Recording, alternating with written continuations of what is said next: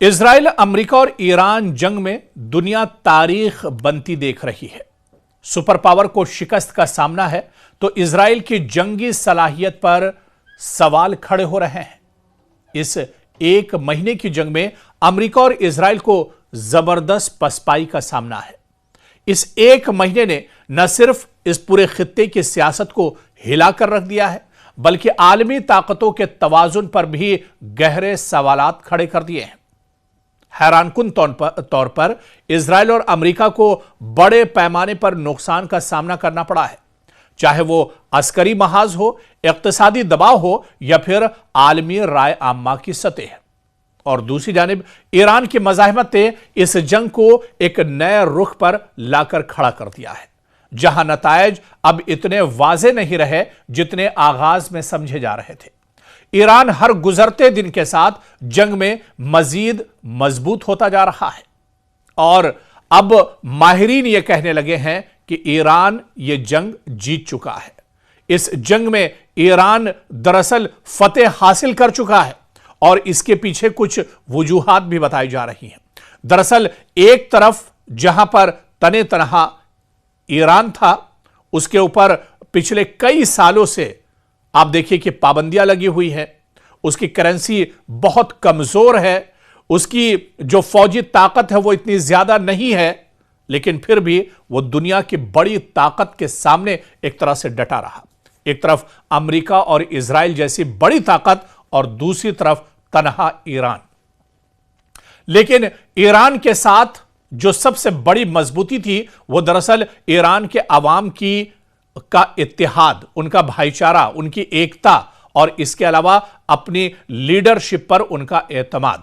Iran के supreme leader अयतुल्ला Ali Khamenei ने दरअसल पूरी कौम को जोड़ कर रखा।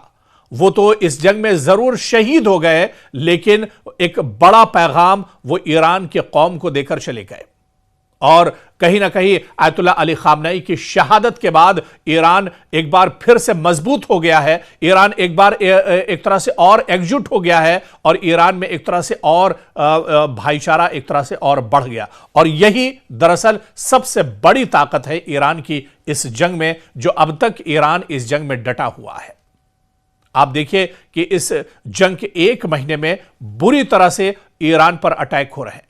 ईरान में अस्पतालों को निशाना बनाया जा रहा है, स्कूलों को निशाना बनाया जा रहा है, आम जो शहरी हैं उनका कत्लेआम किया जा रहा है। इजराइल और अमेरिका की तरफ से लगातार हवाई हमले हो रहे हैं, लगातार एयर स्ट्राइक किया जा रहा है, लगातार तबाह बर्बादी चारों तरफ ईरान में देखने को मिल रही है।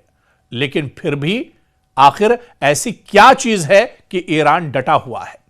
ईरान की लीडरशिप एक तरफ शहीद हो रही है, ईरान के जो बड़े बड़े कमांडर हैं, जो बड़े बड़े अफसरान हैं, जो फौज को एक तरह से संभाले हुए हैं, वो शहीद हो रहे हैं, लेकिन ईरान फिर भी जंग में डटा हुआ है। आखिर क्या चीज है? दुनिया सोचने पर मजबूर हो गई है। दुनिया अब ईरान की तरफ दरअसल देख रही है और बहुत तो माहिरीन और एक्सपर्ट यहां तक कहने पर मजबूर हो गए हैं कि अब ईरान पूरे मशरिक़े वुस्ता का सुपर पावर बनकर उभरने वाला है। यह जंग जैसे ही थमेगी, ईरान एक बड़ी ताकत के रूप में एक तरह से उभरेगा। और यही चीज कहीं ना कहीं दुश्मन को सबसे ज्यादा खल रही है, क्योंकि ईरान को इस पूरे खित्ते से दरअसल हटाने का मकसद, इस बारे में और भी कई रिपोर्ट हम आपके साथ साझा कर चुके हैं कि इस पूरे रीजन से ईरान को हटाने का मकसद इजराइल का सिर्फ और सिर्फ ग्रेटर इजराइल की वजह से इजराइल ईरान को हटाना चाहता था, क्योंकि इस पूरे खित्ते में, पूरे मशरिक़े वुस्ता में ईरान सबसे मजबूत ताकत थी, या ईरान एक तरह से इजराइल के ग्रेटर इजराइल वाले मंसूबे में, मिशन में सबसे बड़ा रोड़ा था। और इसी वजह से इजराइल ईरान को हटाना चाहता है और इजराइल दरअसल ईरान को अकेले अपने बस पर नहीं हटा सकता था। इस वजह से उसने इस जंग में अमेरिका का साथ लिया। और आज अब देखिए कि इजराइल तो खुद पसपाही हो रहा है, खुद इस जंग में पिसता जा रहा है। इजराइल में बुरी तरह से तबाही हो रही है, आईडीएफ के जवान मारे जा रहे हैं, लबनान की तरफ से भी उस पर लगातार हमले हो रहे हैं, हूती जो मुजाहिदीन है वो भी लगातार हमले कर रहे हैं। दूसरी तरफ अब ईरान को, अमेरिका को भी बड़े पैमाने पर पसपाई का सामना है और उससे भी शिकस्त का सामना करना पड़ रहा है। तो एक महीने के बाद जो नतीजा है वो यही है कि यह जंग ईरान एक तरह से जीत चुका है।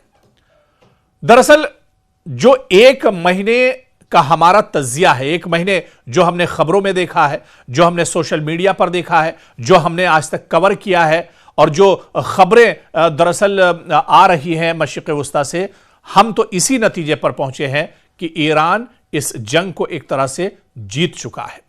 लेकिन इस एक महीने में आपने क्या कुछ महसूस किया है? आपकी राय, हमारे जो व्यूअर्स हैं वो दरअसल हमारी ताकत भी हैं।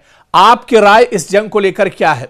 इस जंग को आप कहां पर पाते हैं? और इस जंग में इजराइल, अमेरिका और ईरान को आप कहां पर पाते हैं? ईरान इस जंग में इस वक्त कहां पर खड़ा है? एक महीने की जंग के बाद आपका जो रिजल्ट या नतीजा है वो क्या कुछ कहता है?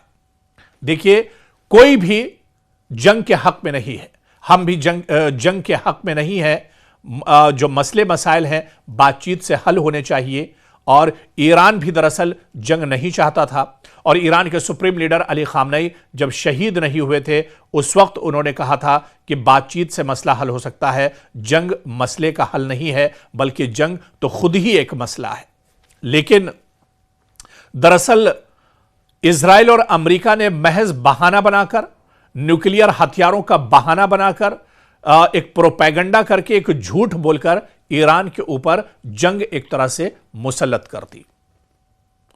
तो जंग जब चल रही है तो ऐसे में आप इसे किस तरह से देखते हैं? ईरान की अभी तक की इस जंग में जिस तरह से ईरान डटा हुआ है, जिस तरह से दुश्मन को मुंहतोड़ जवाब दे रहा है, ईरान को किस तरह से आप इस जंग में पाते हैं? इस जंग से पहले के हालात या इस जंग के बाद के हालात, या जब यह जंग चल रही है, किस तरह से आप देखते हैं? क्योंकि जब हमारी इस तरह की रिपोर्ट जाती है और इस रिपोर्ट पर हमारे जो व्यूअर्स हैं, जो हमारी सबसे बड़ी ताकत है, उनके जब कमेंट्स हम देखते हैं तो हमें यह महसूस होता है कि कहीं ना कहीं आप हमारे ऊपर बहुत ज्यादा भरोसा करते हैं और हमारी भी यह जिम्मेदारी बनती है कि जो सच्चाई है वही एक तरह से आपके सामने लाई जाए। कोई खबर ऐसी ना हो जिसे नमक मिर्च लगाकर पेश किया जाए या बिला मुबालगा या मुबालगे के साथ एक तरह से उन खबरों को पेश किया जाए, सच्चाई से हटकर उन खबरों को पेश किया जाए। हमने आज तक कभी झूठ का सहारा नहीं लिया है, बल्कि जो सच्चाई है वो दुनिया के सामने है। और आज का दौर तो सोशल मीडिया का दौर है, तमाम चीजें दुनिया के सामने है। ऐसे में इस जंग का एक महीना आपके सामने है, दुनिया के सामने है। अब आप तय कीजिए, आप बताइए कि इस जंग को आप किस तरह से देख रहे हैं, इस जंग का मुस्तकबिल आप किस तरह से देख रहे हैं, यह जंग कहां पर थमती हुई नजर आ रही है। इस जंग में इजराइल की पसपाई, अमेरिका का जो डर है, अमेरिका का जो खौफ है, और अमेरिका जिस तरह से इसमें अभी तक हारता हुआ नजर आ रहा है, क्योंकि अमेरिका छोटा मोटा मुल्क नहीं है।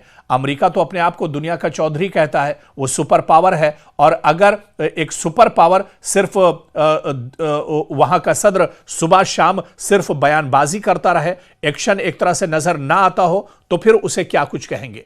हम दरअसल आपका रिएक्शन जानना चाहते हैं, आप इस जंग को किस तरह से देखते हैं, हम आपका रिएक्शन जानना चाहते हैं। हम मुंतजिर रहेंगे, इंतजार करेंगे आपके रिएक्शन का, ताकि आगे की जो रिपोर्ट्स हों उस बुनियाद पर हम आगे की रिपोर्ट्स इस जंग को लेकर और मजीद तफसील के साथ आपके साथ साझा करते रहेंगे।